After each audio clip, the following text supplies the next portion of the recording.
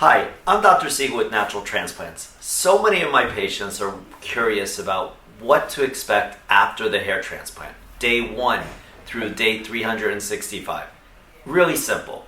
Day 1, go back to your house, go back to the hotel room, leave your head open to air and just rest, relax. Day 2, pretty easy, some H2 Ocean spray, a little Neosporin to the incision site or to the grafted area in the back.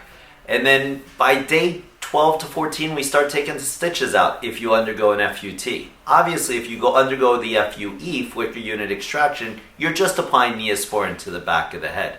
But all that will be discussed upon your discharge. So when do you really get back to your normal way of living? You know, we usually say by 2 weeks after the procedure, you're pretty much back to everything.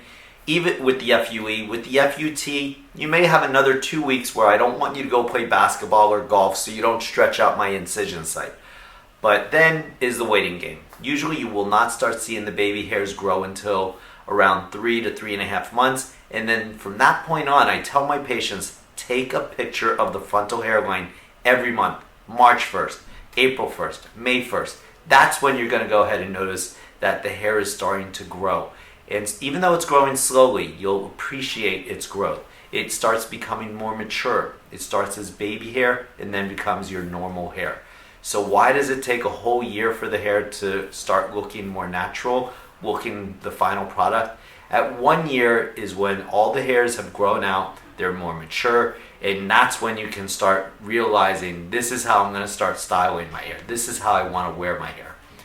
Again, having a hair transplant is incredible. It changes your confidence. It changes your appearance. So if you have any questions, I'm Dr. Siegel with Natural Transplants. Come reach out to us, free consultations, and I'll go over everything with you.